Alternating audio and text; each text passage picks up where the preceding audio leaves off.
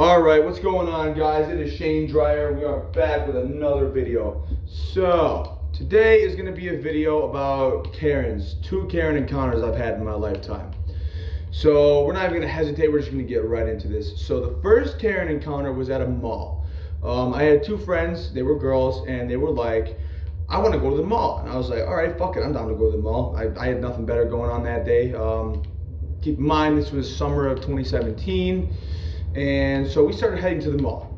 We get to the mall, and before I keep going, I'm gonna let you guys know that this mall is 3/4 operable and 1/4 of it is actually abandoned.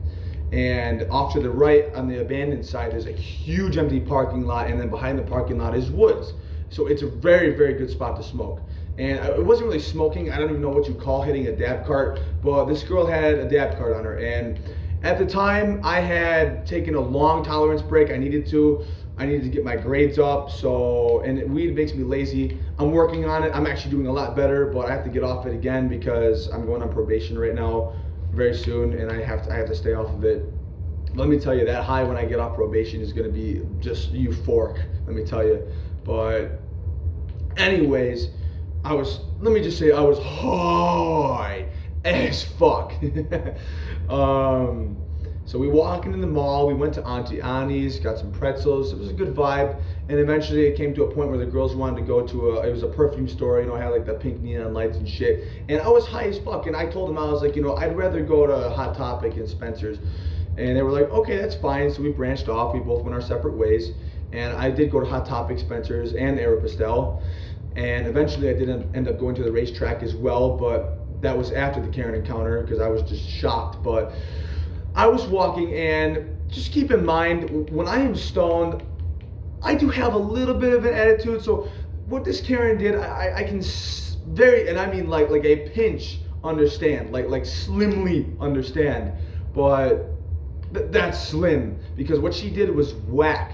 But I mean, I kind of get it only because I have a little bit of attitude and I'm a little sassy. I mean, I have, you know, a groove to my walk. I walk a certain way. I have a pep in my step. You know, what can I say? I mean, when you're high, you act different. What can I fucking say? That's all I can say about it.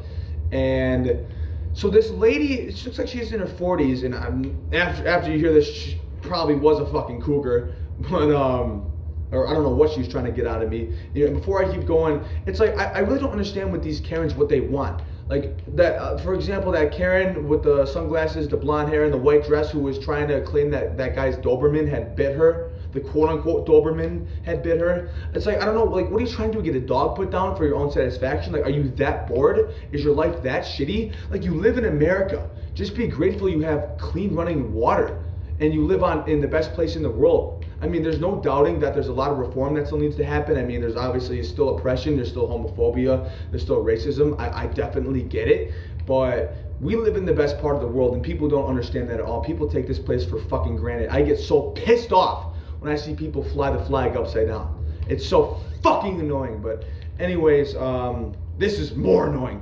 So this fucking Karen starts speed walking to match my pace, and she starts getting close to me and trembling, and then she started she's going like, I can't even, it was almost like a moan, but it wasn't a moan.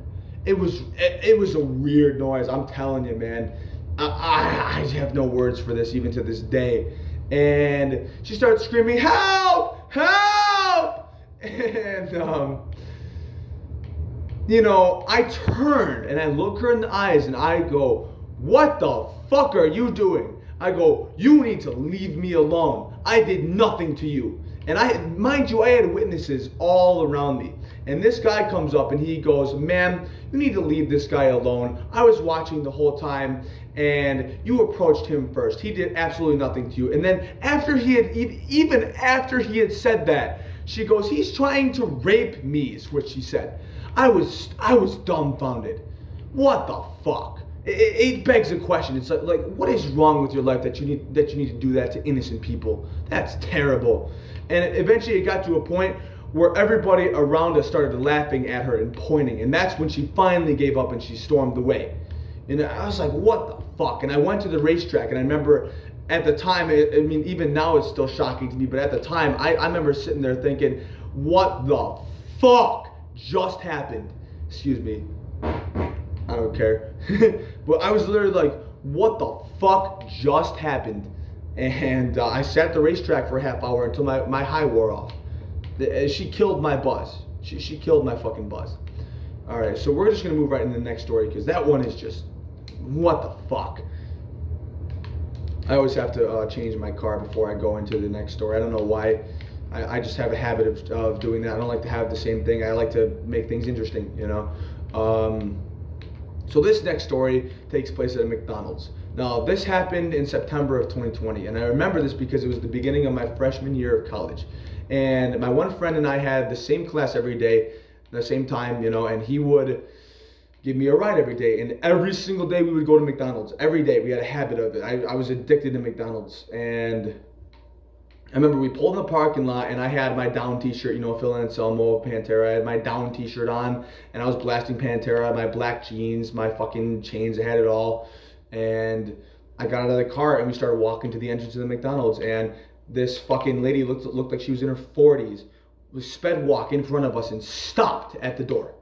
And I just stood there for about 10 seconds. And finally I was like, can you please move? And she, swear to God, says this, quote unquote, I'm sick of this shit. She goes, I was like, what? I didn't say it out loud, but I was thinking, what the fuck?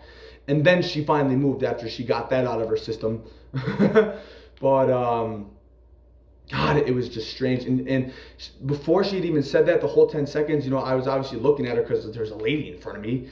And she wouldn't like turn her face towards me, but she had her eyes turned. It was creepy, if you can picture that. And it was just passive aggressive as fuck.